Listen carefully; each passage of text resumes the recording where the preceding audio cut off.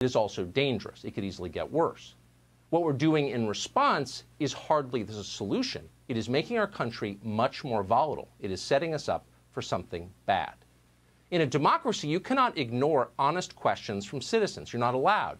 You can't dismiss them out of hand as crazy or immoral for asking. You can't just cut away from coverage you don't like. You can't simply tell people to accept an outcome, because force doesn't work in a democracy. That's dictatorship. In a free society, you have to convince the public of your legitimacy. You have to win them over with reason. Democracy is always a voluntary arrangement. Telling voters to shut up is never enough. So in this case, tonight, there's only one way to lower the national temperature and unite the country. We need to find out exactly what happened in this election. And there are questions, and that means we have to answer them. For example, in Pennsylvania, Nevada, and Michigan, the Trump campaign has now collected signed affidavits that attest to criminal activity during the voting process. In the city of Detroit, witnesses have alleged under oath that ballots were improperly backdated and counted without matching signatures. One poll watcher alleges that 40,000 late unsealed absentee ballots were counted orally, and all of them went for Democrats. In the state of Nevada, 8 whistleblowers from within the Nevada Election Department say they witnessed voter fraud abetted by other election officials and by their supervisors. According to one affidavit, a poll worker saw people bringing handfuls of ballots to a Biden-Harris campaign van. Those ballots were then filled out at the van, placed in return envelopes. Eventually, Biden supporters formed a wall to block outsiders from seeing what they were doing. Meanwhile, according to voting records, people who were not even alive still somehow managed to vote on Tuesday. In New York, deceased voters cast absentee ballots. On October 9th in Nevada, a man called Fred Stokes Jr. mailed in his vote. The only problem was Fred Stokes Jr. died 3 years ago at the age of 92. The Republican Party of Nevada says it is aware of hundreds of other potential cases of dead people casting ballots. In Pennsylvania, records show turnout from several people who were born in the 19th century. They apparently rose from their graves to vote.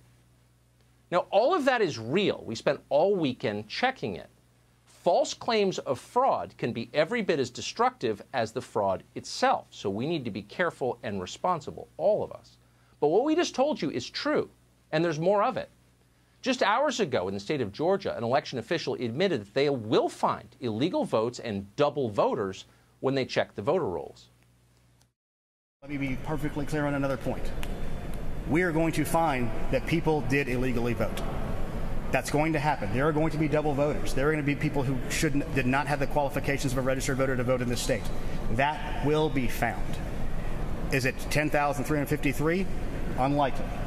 But every election, as I've said, I think every day at this podium, is imperfect.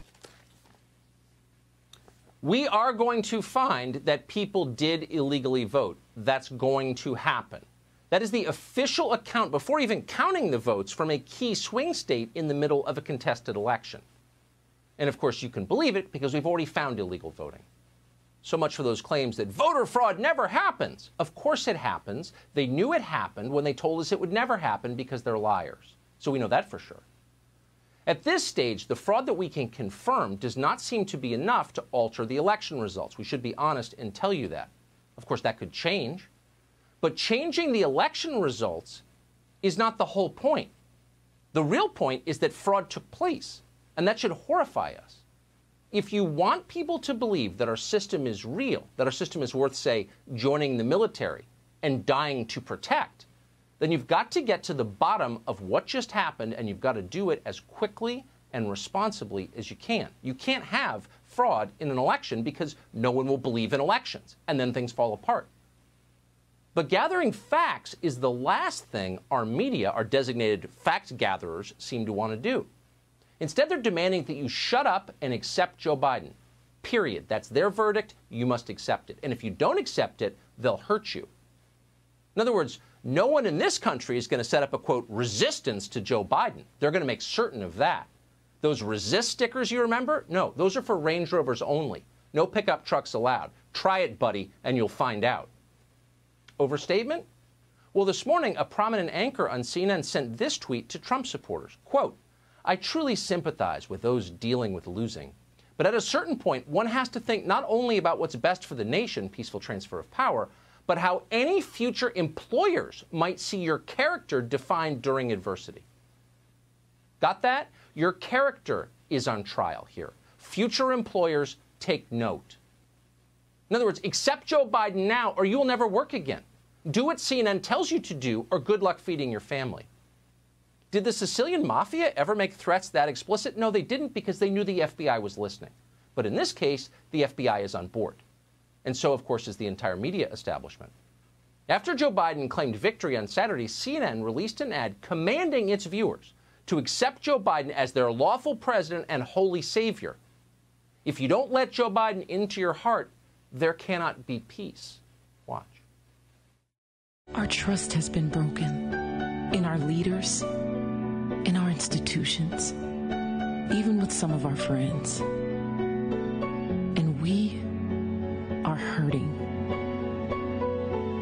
Now more than ever, we need each other to listen, to learn from one another, to rebuild those bonds.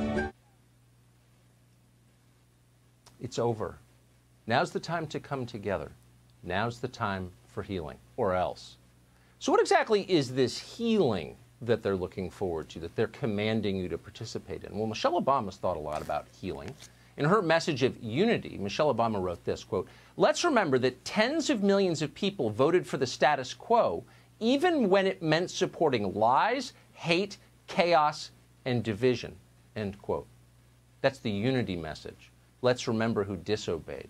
Let's hurt them. Let's remember the people who voted for our political opponents. Sandy Cortez of Westchester didn't need to be reminded because she hadn't forgotten. Cortez asked this, quote, "Is anyone archiving these Trump sycophants for when they try to downplay or deny their complicity in the future?"